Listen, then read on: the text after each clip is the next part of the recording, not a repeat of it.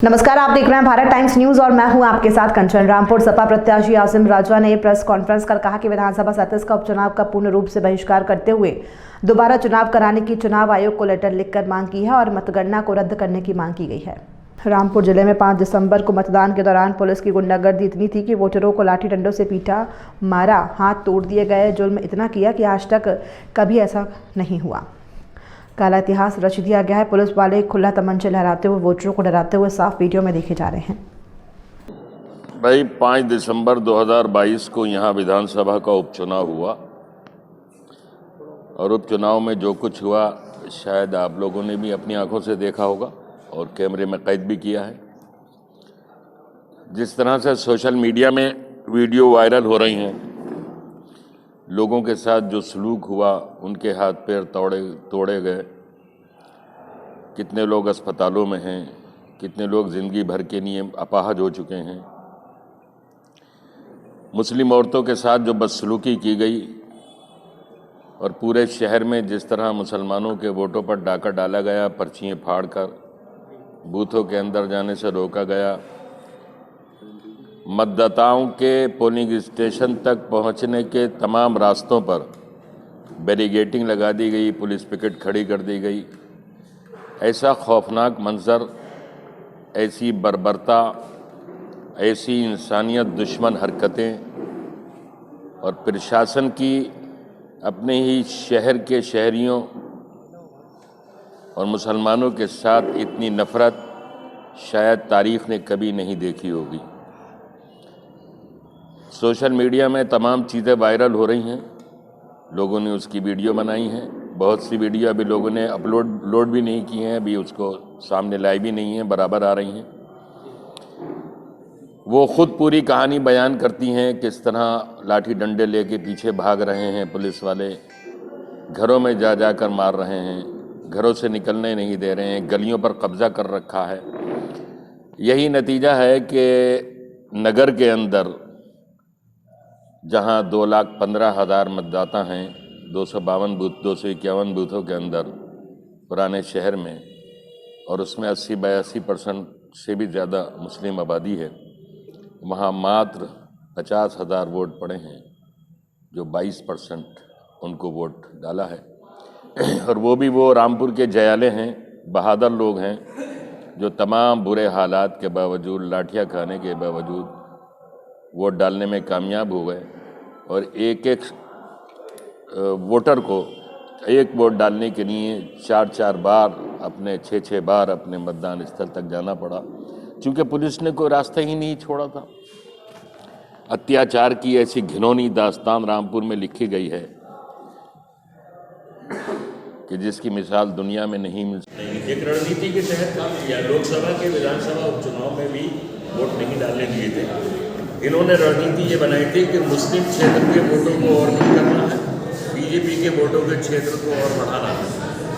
1,22,000 लोकसभा में, विधानसभा उपचुनाव क्षेत्र में, विधानसभा के चुनाव क्षेत्र में 37 में वोट पोल हुए थे।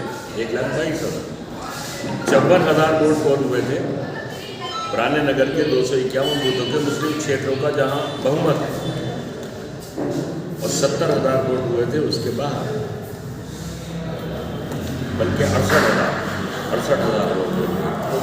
उन 68,000 को वो ले गए हैं 81,000 में, और इन 50,000 को उन्होंने ले आए, 54,000 को ले आए 50,000। कहने का मतलब है मुस्लिम क्षेत्रों में जो है पोलिंग कम हुई है। मुस्लिम क्षेत्रों में पोलिंग करने ही नहीं दी पुलिस ने, और बीजेपी की विचारधारा के बहुल क्षेत्रों में बूथ कैप्चरिंग करके उन्होंने पोलिंग का परसेंटेज 34 कर दिया। मुर्तज़ा इंटर कॉलेज, जिला परिषद कार्यालय, उप कृषि अधिकारी कार्यालय के बूथों पर वो पोलिंग हुई है जो रामपुर के चुनाव के इतिहास में आप रिकॉर्ड निकाल कर देखें, कभी नहीं हुई। यहाँ 200, पौने 200 से आंकड़ा कभी नहीं मिल पाया। 600, 700, 800 वोट 7 बजे तक शाम को पोलिंग कराई गई। ये पोलिंग कराई गई।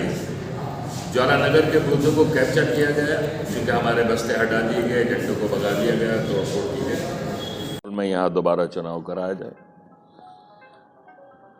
अर्धसैनिक बलों की, मिलिट्री की निगरानी में, ताकि लोग अपने वोट आज़ादी के साथ डाल सकें और लोगों पर जिन्होंने जुल्म किया है उनको कटघरे में खड़ा किया जाए, कानून के दायरे में उन पर कार्रवाई की जाए।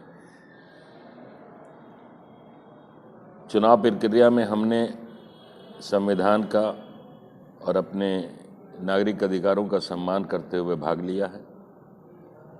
अगर ये बात पहले हो जाती है कि भारतीय जनता पार्टी को ही यहाँ जिताना है